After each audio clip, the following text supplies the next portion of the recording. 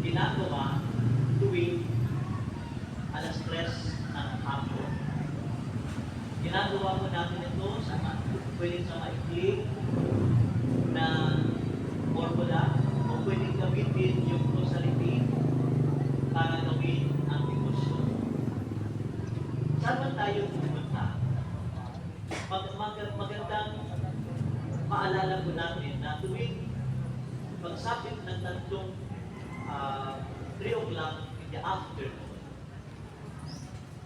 mag-post tayo ng konti at ipagdasal natin ang 3 o'clock habit.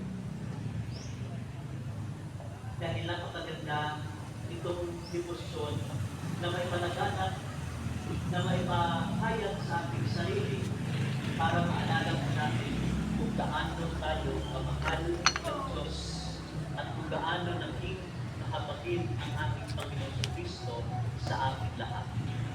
Ang pangatlo na kapag pinupilita natin ang divine mercy, mangyari din po sa ating puso na maging mahabagin sa ating kapwa. Maging mahabagin sa lahat ng mga uri